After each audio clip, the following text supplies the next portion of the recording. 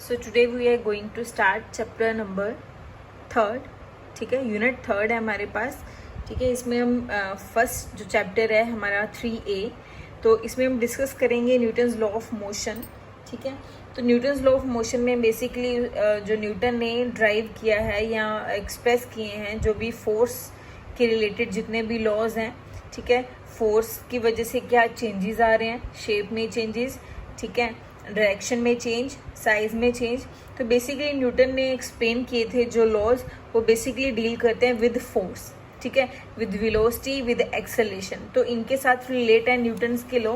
तो सबसे पहले अगर न्यूटन के लॉज की बात करनी है तो सबसे पहले तो हमें पता होना चाहिए कि फोर्स क्या है. ठीक है, तो फोर्स क्या है हमारे पास, फोर्स इज द पुश और पुल. ठीक है, फोर्स क्या है हमारे पास, पुश और पुल है, जिसकी वजह से या जिसकी मदद से हम क्या करते हैं, किसी चीज़ को क्या कर सकते हैं, उसमें उसको मूव करवा सकते हैं. ठीक है, किसी रेस्ट वाली चीज़ को मूव करवा सकते हैं, मूविंग चीज़ को रेस्ट पे ला सकते हैं. ठीक है जी, किसी चीज़ की डायरेक्शन को हम चेंज कर सकते हैं, किसी चीज़ की शेप को चेंज कर सकते हैं हम. ठीक है, साइज चेंज कर सकते हैं फोर्स की हेल्प से. ठीक है, तो फोर्स क्या है, एक पुश और पुल है जिसकी वजह से हम क्या कर सकते हैं, कोई मूविंग ऑब्जेक्ट को रोक सकते हैं, रेस्ट पे ला सकते हैं, रेस्ट वाली चीज़ को मूव करवा सकते हैं, डायरेक्शन चेंज कर सकते हैं. ठीक है, तो उसके बाद हमारे पास है कि एरिस्टोटल ने बोला था. ठीक है, एरिस्टोटल ने ये कहा था कि किसी भी चीज़ को मूव करवाने के लिए हमें क्या चाहिए, यूनिफॉर्म मोशन में रखने के लिए कांस्टेंट फोर्स चाहिए. ठीक है, एरिस्टोटल ने क्या बोला कि एक एक्सटर्नल फोर्स हमेशा चाहिए किसी बॉडी को यूनिफॉर्म मोशन में रखने के लिए. मतलब कि अगर हम चाहते हैं कि कोई चीज़ मूव करती रहे तो उसके लिए क्या चाहिए, कोई कांस्टेंट या क्या चाहिए, फोर्स चाहिए उसको मूव करवाने के लिए. तो फिर उसने ये बोला कि अगर हमारे पास देखो फ्रिक्शनल फोर्स नहीं होगी. ठीक है, तो फ्रिक्शनल फोर्स क्या है, एक अपोजिंग फोर्स है. Frictional force is a opposing force. तो उसने बोला कि अगर हमारे पास फ्रिक्शनल फोर्स नहीं होगी तो एक ऑब्जेक्ट को मूव करवाने के लिए या क्या करना पड़ेगा, एक ही बार फोर्स अप्लाई करनी पड़ेगी. देखो अगर मैं किसी बॉल को, ठीक है, बॉल को फ्लोर पे थ्रो कर दूं मैं, ठीक है, तो वो क्या करेगी, कॉन्टिन्यूसली मूव करती जाएगी. ठीक है, अगर उसके पास फ्रिक्शनल फोर्स नहीं है. ठीक है, तो फ्रिक्शनल फोर्स क्या है, अपोजिंग फोर्स, जो क्या करती है, मोशन को अपोज करती है. अगर हमारे पास, उसने बोला फ्रिक्शनल फोर्स ही प्रेजेंट नहीं होगी ना, तो बॉल है या किसी भी ऑब्जेक्ट को अगर हम एक बार फोर्स लगा देंगे तो उसको मूव करवाने के लिए एक ही फोर्स काफ़ी है जो हमने इनिशियली अप्लाई कर दी, उसके बाद फोर्स अप्लाई करने की ज़रूरत नहीं है. ठीक है जी, तो बट ऐसा तो पॉसिबल नहीं है. हमें पता है कि जो फ्रिक्शनल फोर्स है वो एक ऐसी फोर्स है जो हमें चलने में भी मदद करती है. ठीक है जी, तो फ्रिक्शनल फोर्स है जो वो प्रेजेंट होती है, ये पॉसिबल नहीं है कि ये प्रेजेंट ना हो. तो एरिस्टोटल ने बोला कि एक बॉडी को मूव करवाने के लिए हमें यूनिफॉर्म मोशन में रखने के लिए कांस्टेंट फोर्स चाहिए ही चाहिए. ठीक है, उसके बाद गैलीलियो ने लॉ ऑफ इनर्शिया दिए. ठीक है, गैलीलियो ने क्या बोला, तो एरिस्टोटल ने तो ये बोल दिया कि एरिस्टोटल ने ये माना कि एक यूनिफॉर्म मोशन में किसी ऑब्जेक्ट को रखने के लिए हमें एक फोर्स चाहिए. तो उसके बाद जो गैलीलियो था, तो गैलीलियो ने बेटा क्या किया, उसने बोला कि मान लो हमारे पास ना ऐसा कोई बीकर है, बोलो ऐसा कोई ऑब्जेक्ट है, तो उसमें से हमने क्या बोला कि यहाँ से एक बॉल को थ्रो कर दिया. ठीक है, तो उसने ये कहा कि अगर इस बॉल को इस जगह से थ्रो कर देंगे तो वो पहले इस साइड जाएगी, फिर इस साइड जाएगी, फिर वहाँ तक पहुँच जाएगी. ठीक है, फिर इसने बोला कि अगर इसकी शेप को हम ऐसा थोड़ा कर दें, ऐसा कर दें. ठीक है, तो फिर इसने बोला कि अगर यहाँ से बॉल को फेंकेंगे तो बॉल है वो ट्रैवल करेगी, बट उसको अब क्या करना पड़ेगा, सेम हाइट तक पहुँचने के लिए ज़्यादा डिस्टेंस कवर करना पड़ेगा. देखो यहाँ पे उसने कम डिस्टेंस कवर किया, यहाँ पे उसने उसको सेम हाइट तक पहुँचने के लिए क्या करना पड़ा, ज़्यादा डिस्टेंस कवर करना पड़ा. फिर उसने बोला कि अगर इसको मैं क्या कर दूं, एक स्ट्रेट एंगल पे छोड़ दूं, ऐसे छोड़ दूं, तो अगर ये सरफेस फ्रिक्शनलेस सरफेस है, गैलीलियो ने बोला अगर ये सरफेस फ्रिक्शनलेस सरफेस है तो इसको मूव करवाने के लिए अदर फोर्स नहीं चाहिए। अगर मैं बॉल को यहाँ से फेंक दूँ तो वो कंटिन्यूसली क्या करेगी, मूव करेगी, उसको कोई और फोर्स नहीं चाहिए। अगर ये सरफेस कौन सा सरफेस है, फ्रिक्शनलेस सरफेस है, ठीक है। तो उसने बोला इसमें हमें कोई नेट फोर्स नहीं चाहिए किस बॉडी पे इसको रोकने के लिए, ठीक है, क्योंकि friction force is that force, ठीक है, which is use to oppose the motion of the body, ठीक है। तो अगर यही जो सरफेस है फ्रिक्शनल सरफेस होगा तो जो बॉल है आफ्टर मूविंग सम टाइम वो यहाँ पे स्टॉप हो जाएगी या फिर यहाँ पे स्टॉप हो जाएगी। बट अगर ये फ्रिक्शनलेस सरफेस है तो उसने बोला कि ये क्या करेगी, कॉन्टिन्यूसली मूव करेगी। उसके बाद गैलीलियो ने इनर्शिया को डिफाइन किया, ठीक है। उसके बाद गैलीलियो ने इनर्शिया को डिफाइन किया। इनर्शिया हमारे पास क्या है, हमने पढ़ा हुआ है ये चैप्टर सारा 9th में, ठीक है जी। तो इनर्शिया क्या है हमारे पास कि एक बॉडी की कैपेसिटी, इनर्शिया क्या है हमारे पास कि एक बॉडी की कैपेसिटी या कैपेबिलिटी कि वो क्या करे, अपोज करे, किसको अपोज करे, चेंज इन इट्स स्टेट, ठीक है, चेंज इन इट्स स्टेट। तो वो स्टेट रेस्ट भी हो सकती है, वो स्टेट मोशन भी हो सकती है, वो स्टेट डायरेक्शन भी हो सकती है। तो इनर्शिया क्या है कि जब कोई बॉडी, ठीक है, क्या करती है, अपनी स्टेट में अगर चेंज आ रहा है तो उसको क्या करती है, वो अपोज करती है। तो इनर्शिया क्या है हमारे पास, एक है इनर्शिया ऑफ रेस्ट, ठीक है, एक है हमारे पास इनर्शिया ऑफ रेस्ट, दूसरा है हमारे पास इनर्शिया ऑफ मोशन, ठीक है। फर्स्ट हमारे पास क्या है, इनर्शिया ऑफ रेस्ट, उसके बाद हमारे पास है इनर्शिया ऑफ मोशन।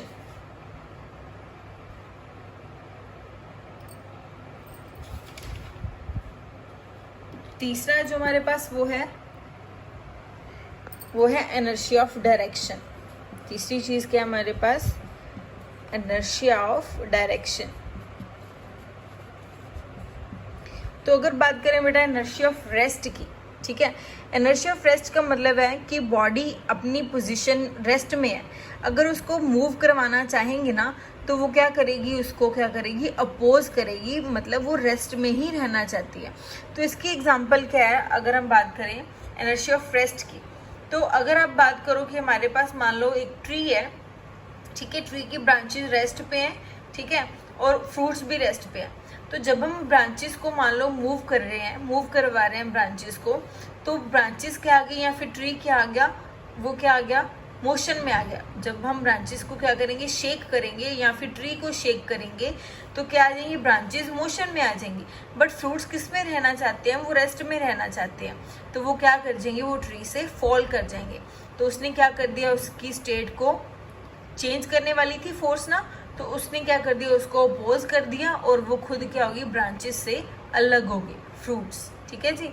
उसके बाद अगर इसकी बात करें कि मान लो हमारे पास क्या है, इसकी अगर बात करें कि अगर बस है हमारे पास, ठीक है, तो बस किस में है, रेस्ट में, ठीक है।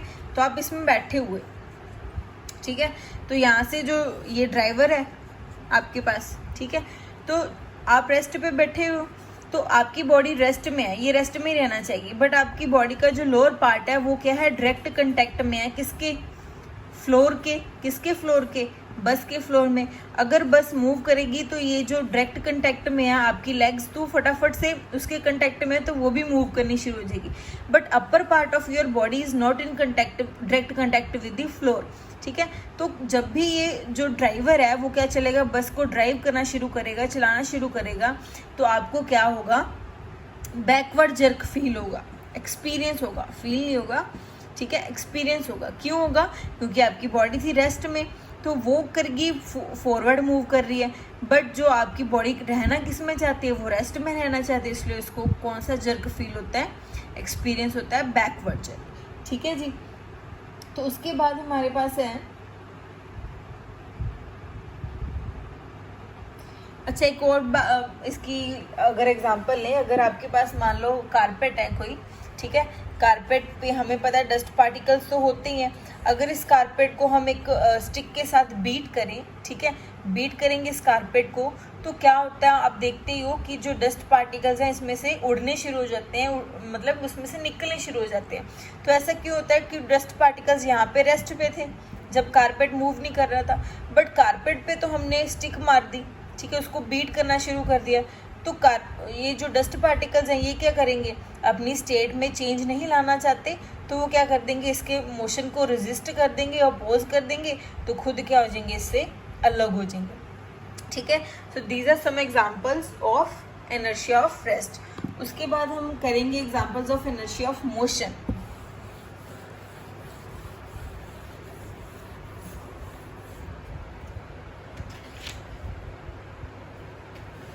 ठीक है, उसके बाद एग्जांपल करेंगे इनर्शिया ऑफ मोशन के बारे में। तो इनर्शिया ऑफ मोशन की एग्जांपल लेते हैं बेटा कि फर्स्ट ऑफ ऑल देखो, अगर हमारे पास बस की बात करते हैं फिर से, ठीक है। अब पहले क्या थी, बस रेस्ट पे थी। अब मान लो कि जो बस का ड्राइवर है बस को पहले ही चला रहा है, बट आप इसमें बैठे हुए हो तो आपकी लेग्स डायरेक्ट कांटेक्ट में है।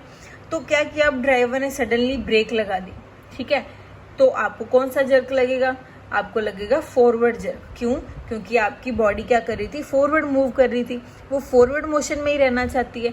बट जब उसने ब्रेक्स लगाई, आपके जो lower part of the body है वो तो स्टॉप हो गया बस के साथ ही, ठीक है, but upper part of the body wants to remain in motion, तो वो फॉरवर्ड में मूव कर रहा था, उसे कौन सा जर्क लगेगा, फॉरवर्ड जर्क, ठीक है जी।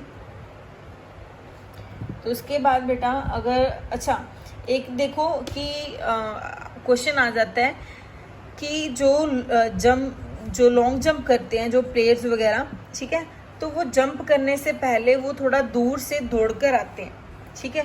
तो ऐसा क्यों होता है, तो ऐसा इसलिए होता है बेटा जी क्योंकि देखो अगर वो यहाँ पे उन्होंने जंप करना है, तो अगर यहाँ से सीधा जंप करेंगे तो उनकी बॉडी अभी मोशन में नहीं है, ठीक है। तो वो क्या करते हैं, पहले बॉडी को थोड़ा सा वार्म अप करके आते हैं, मतलब बॉडी को पहले ही मोशन में लाना चाहते हैं। तो पहले से वो दूर से भाग कर आएंगे तो मोशन में आ रहे हैं और ऑलरेडी, तो वो मोशन में ही रहना चाहेंगे। तो वो जब यहाँ से जंप करेंगे तो उनका जो जंप है वो लॉन्ग भी होगा, ठीक है, अगर हाई होगा तो वो हाई जंप भी होगा, ठीक है। तो वो पहले दूर से इसलिए दौड़ के आते हैं ताकि जो उनकी बॉडी है वो वार्म अप हो जाए या फिर उसमें मोशन अटेन हो जाए, ठीक है। तो उसके बाद हम करेंगे जो है हमारे पास इनर्शिया ऑफ डायरेक्शन, ठीक है। नेक्स्ट है जो वो है हमारे पास इनर्शिया ऑफ डायरेक्शन।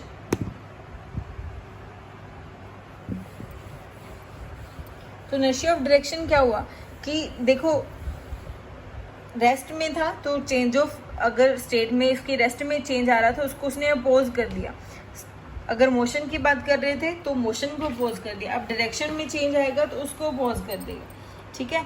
तो देखो उसमें क्या हमारे पास कि अगर हम मड गार्ड्स की बात करें, ठीक है, मड गार्ड्स सुना होगा आपने कि एक मान लो ये आपके पास टायर है, ठीक है, टायर के ऊपर ऐसी चीज़ लगी होती है, ठीक है, जिसे हम क्या बोलते हैं, मड गार्ड बोलते हैं। मड गार्ड मतलब जो मड को क्या करते हैं, हमको मड से गार्ड करते हैं, इसीलिए बोलते हैं इसको मड गार्ड, ठीक है। तो देखो जब इस पे मड गार्ड नहीं है, देखो जब इस पे मड गार्ड नहीं है तो ये टायर है, ठीक है। तो जब क्या होगा, देखो यहाँ पे अगर मड आ गया, ठीक है, तो टायर मूव कर रहा है, मूव करने के साथ साथ ये जो मड है इसके साथ स्टिक होना शुरू हो जाएगा, तो वो क्या करेगा, हमारे कपड़ों को ख़राब करेगा, हमारी यूनिफॉर्म को ख़राब करेगा, ठीक है। तो मतलब वो मड है वो जो आसपास उड़ना शुरू हो जाएगा। बट यही अगर हम जो टायर के आसपास क्या लगा दें, मड गार्ड्स लगा दें, यही अगर हम क्या करें, टायर्स के आसपास हमने क्या लगा दिया, मड गार्ड लगा दिया, तो जब ये मड है यहाँ से जाएगा, ठीक है, इस टायर के साथ स्टिक हो जाएगा मड, तो अब उसके पास क्या मड गार्ड है, तो मड गार्ड अब क्या होगा कि जो मड है वो आसपास जाने की बजाय मड गार्ड के ऊपर चिपकना शुरू हो जाएगा ऐसे, ठीक है। तो इसमें क्या हुआ, उसकी डायरेक्शन चेंज होगी, डायरेक्शन चेंज होगी तो हमें क्या होगा, मड से हम सेफ होंगे, ठीक है जी। तो इसमें क्या हुआ आपके पास कि जो मड की डायरेक्शन है with the help of mud guards वो क्या होगी, चेंज होगी। तो बेटा इसकी ना एक दो एग्जांपल्स और भी हैं, रेस्ट की भी है, इनर्शिया ऑफ रेस्ट की भी है, इनर्शिया ऑफ मोशन की भी है, इनर्शिया ऑफ डायरेक्शन की भी है। तो ये हमने 9th में ऑलरेडी ये कर रखा है, तो आप थोड़ा सा पढ़ना, ठीक है। अगर नहीं समझ आएगी तो फिर तो मैं हूँ ही समझाने के लिए, ठीक है। तो उसके बाद हम करेंगे बेटा फर्स्ट लॉ ऑफ मोशन, ठीक है। तो फर्स्ट लॉज ऑफ मोशन करने से पहले ना हम पहले करते हैं कि मोमेंटम क्या है, ठीक है। तो सबसे पहले करेंगे कि हमारे पास मोमेंटम क्या है, तो ये भी हमने किया हुआ है 9th में, ठीक है। तो मोमेंटम क्या है, momentum is represented by P, it is defined as product of mass and velocity, या फिर सिंपल लैंग्वेज में अगर इसे बोलें तो ये क्या है, quantity of motion. Momentum is defined as quantity of motion contained in a body, कि कितनी जो बॉडी है वो मूव कर रही है, उसका कितना मास है, कितनी उसकी वेलोसिटी है। So momentum is defined as product of mass and velocity. तो जो मोमेंटम है बेटा जी वो है एक vector quantity. Momentum is a vector quantity. क्यों? क्योंकि ये किसके प्रोपोर्शनल है, वेलोसिटी के प्रोपोर्शनल है। तो वेलोसिटी आपके पास क्या है, एक वेक्टर क्वांटिटी है, तो ये भी क्या होगी, फिर मोमेंटम भी क्या होगी आपके पास, एक वेक्टर क्वांटिटी, ठीक है। So P is equal to mv, that means mass into velocity. तो अगर इनका बेटा डायरेक्ट रिलेशन है, देखो अगर इसके ग्राफ की बात करें, अगर इस साइड मोमेंटम है, इस साइड आपके पास है वेलोसिटी, तो इसका ये बनेगा डायरेक्ट रिलेशन में, जैसे जैसे ये चेंज करेगी वैसे वैसे वो चेंज करेगा।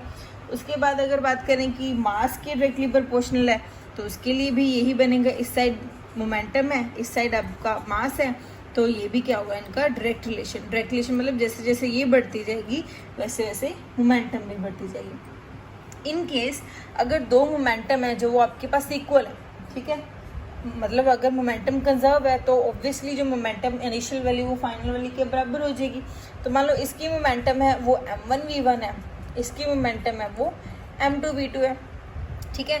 तो m1 के नीचे m को ले आते हैं, m2 आ गया, और v2 के नीचे क्या आ गया, v1 आ गया। अब यहाँ से देखें कि m1 का v1 के साथ क्या इन्वर्स रिलेशन है, मतलब m1 है जो वो इन्वर्सली रिलेटेड है with velocity of first object या फर्स्ट पार्टिकल, और m2 है जो वो भी ऐसे ही है, ठीक है। तो इसमें हम क्या करेंगे बेटा, देखो अब यहाँ से हमें क्या पता चल रहा है कि अगर किसी बॉडी का मास है ज़्यादा, ठीक है, तो उसकी वेलोसिटी क्या रहेगी, कम, ठीक है। तो अगर किसी बॉडी का मास है कम है तो उसकी वेलोसिटी क्या हो जाएगी, ज़्यादा हो जाएगी। तो इन्वर्स रिलेशन है।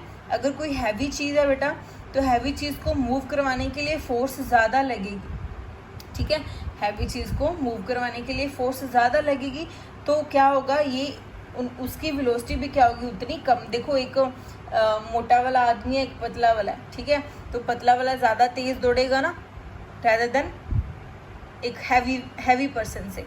तो हैवी पर्सन है जो उसको मूव करने के लिए क्या चाहिए होगा, वो मूव करेगा विद स्मॉल स्पीड या लेस स्पीड के साथ या लेस वेलोसिटी के साथ। बट जो पतला वाला बंदा है, ठीक है, थिन पर्सन है, हेल्दी पर्सन है, तो वो क्या करेगा, फिट है जो, वो ज़्यादा स्पीड के साथ मूव करेगा। मतलब जिसका मास ज़्यादा हुआ वो क्या करेगा, ज़्यादा दौड़ेगा या कम दौड़ेगा, मास ज़्यादा वाला क्या करेगा, कम दौड़ेगा, और मास कम वाला ज़्यादा दौड़ेगा, ठीक है। तो ये क्या आ गया इनका इन्वर्स रिलेशन। तो यही एक एग्जांपल लेंगे अगर ट्रक की या फिर कार की। तो ट्रक हैवी है, तो ट्रक को मूव करवाने के लिए आपके पास जो फोर्स है वो ज़्यादा होनी चाहिए, और जो आपके पास कार है, कार ट्रक से थोड़ी लेस हैवी है, तो उसको मूव करवाने के लिए लेस फोर्स चाहिए होती है, ठीक है जी, क्योंकि फोर्स तो मास के डायरेक्टली प्रोपोर्शनल है। देखो जब हम रिलेशन करते हैं F is equal to m में, ठीक है, तो F is directly proportional to mass ना। अगर मास ज़्यादा होगा तो फोर्स भी ज़्यादा लगेगी, अगर मास कम होगा तो फोर्स भी कम लगेगी, ठीक है जी। तो उसके बाद हम करेंगे first law, second law and third law, ठीक है। तो फर्स्ट लॉ तो बहुत सिंपल सा है। तो first law is that law in which हम क्या डिफाइन करते हैं, लॉ ऑफ इनर्शिया डिफाइन करते हैं। जैसे अगर कोई बॉडी रेस्ट में है तो वो रेस्ट में रहना चाहिए, अगर कोई बॉडी मोशन में है तो वो मोशन में रहना चाहिए, ठीक है। तो क्या आपके पास first law of motion is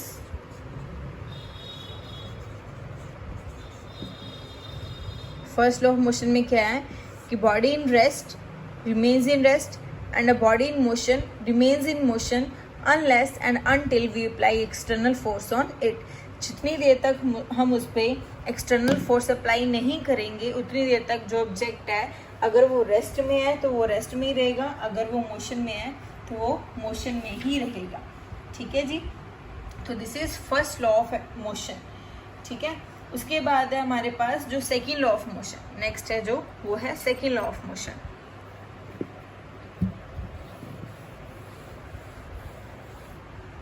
next is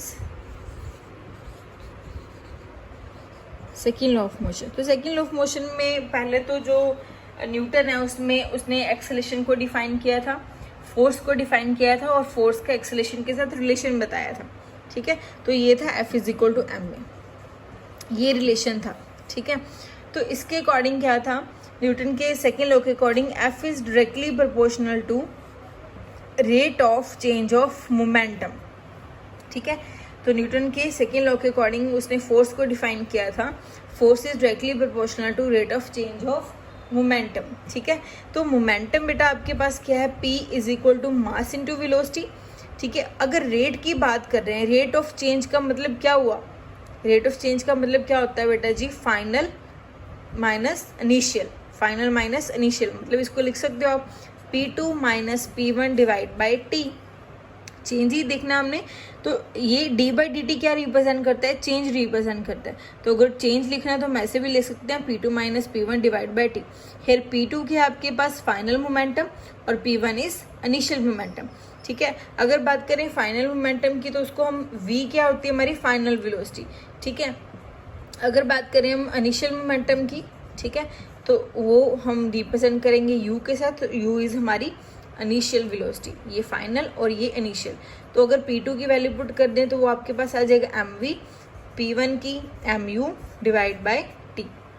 अब यहाँ से अगर m को कॉमन निकाल लें, ठीक है, अगर m को कॉमन निकाल लेंगे तो यहाँ से आपके पास बचा v - u/t। अब देखो v - u/t is change in velocity per unit time, तो दिस डिफाइंस एक्सेलरेशन। तो ये एक्सेलरेशन की वैल्यू है, तो ये आपके पास आ गया Newton second law of motion, ठीक है। तो इसकी कुछ प्रॉपर्टीज़ हैं, यहाँ बोल सकते हो इसकी एप्लीकेशंस बोल सकते हो न्यूटन सेकेंड लॉ की, ठीक है। तो आप ट्राई करना इसको पढ़ने का, ठीक है। इसके बाद वाली जो हम वीडियो बनाएंगे उसमें इसकी डिमेंशंस वगैरह कर लेंगे, सेकेंड लॉ का जो हमने ड्राइव किया, ठीक है, इसकी यूनिट्स कर लेंगे, ठीक है। तो टिल देन ये पढ़ो आप, इसके नोट्स बनाओ, ठीक है, अच्छे से समझो।